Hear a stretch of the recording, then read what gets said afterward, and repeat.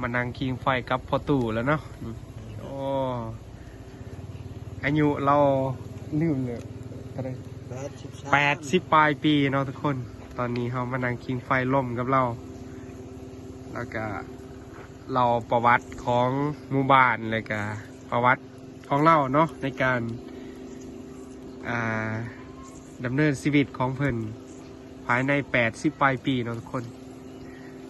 ที่ว่าเขาก็ได้ประสบการณ์จากเราหลายอย่างเนาะได้บทเรียนในการ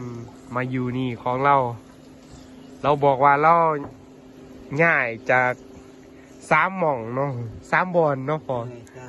3 บอน4 บอนโอ้ตะการมันก็มีเขาอยู่โดยก็เจ้าง่ายบาทเนาะบ่ธรรมดาได้ทุกคนสามารถง่าย3 หม่องเนาะ3-4 บาทคนเขาใหญ่เพราะว่าแต่บ้านรวยไม่ใหญ่เพื่ออยู่นี่ยังน้อยอยู่อันนั้นพอลูกอยากถามว่าเป็นยังจึงว่าจึงได้ใหญ่บาทนั่นนะแบบใหญ่ให้นั่นว่าทุกยากกันแล้วโอ้ถ้าอยากเขากินก็มีโดยพอ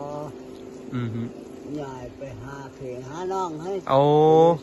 ถ้าว่าเฮาอยู่มองหันเฮ็ดยังบ่ได้แล้วเฮาก็ย้ายเนาะใหญ่โอ้ก็เป็นปอดแห้งบ่ได้โดยโอ้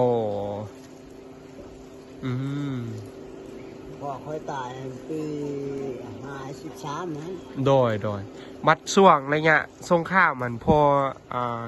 อายุประมาณจักปีระยะสงครามก็10 ปลายปีโอ้แต่พ่อบ่ได้พ่อก็ร่วมในการต่อสู้ยังบ่โอ้ยังต่อสู้ก็ยังปีคนตายให้แล้วก็ตู้ก็ยังอยู่โอ้เขาอยู่ปดหลักทางจะเกยมันก็อยู่ฮะทางเมื่อละมามหันไปบ้านเลยบ้านตอกทะเลยังอยู่ว้าวเราก็ถือว่าเป็นอันนั้นเนาะนักรบเก่าเนาะสมัยนั้นเราเป็นทหารต่อสู้กุศลได้พี่น้องอันนี้ก็ถือว่าเขาก็เห็นคุณงามความดีเนาะของนักรบของกระเจ้าสมัยนั้นถ้าบ่มีกระเจ้าสมัยนั้นเฮาลูกหลานสมัยนี้บ่ได้อยู่สุขสบายว้าวอันนี้ก็หน่อยจะคิดมาแต่เกิดขอนะแมนโดยอดข้าวอดน้ำเอาโดยตอนเวลาเขากลับที่มาแต่บ้านเจน้ำเมืองละมามมานี่ให้ยูลูกเรื่องเขานานให้เขากินปีละบางปีเลยเขาอึดก็บอกไม่คืออึดอยู่เขาอยู่บ้านอื่นได้กินก่อยกินไปสั่งให้เขาโดยส่วงพออีพอยังนุ่มหันซัดปลายยังไก่ยังลายอยู่บ่ครับโอ้ยบอกว่าแล้วโอ้แค่ดงนี่อยู่ดีเป็นดงเป็นเรื่องต่อพอหน่อยพอตีพอเขาตายตีหน่อยโดยบ่อึดบ่อึดไว้นับตัวช้างถึงเสือถึงมือโดยตอนเขามาอยู่ยายไปหันไปนี่ก็มันเรื่องผ่านมันอยากคอนทำต่อเขาเลย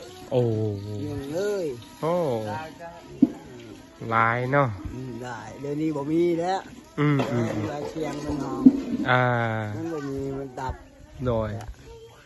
30 ปลายปีแล้วเขาจะบดับอะไร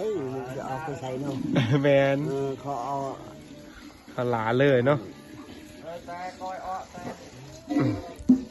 คนกินมันร้ายวันนี้ซัดมันกับโมเพนะ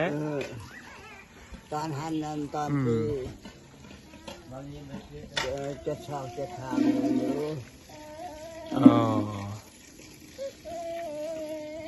บ่อึดคือป่าเธอนี่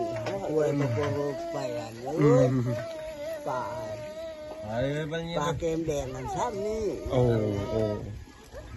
เดี๋ยวนี้ทอด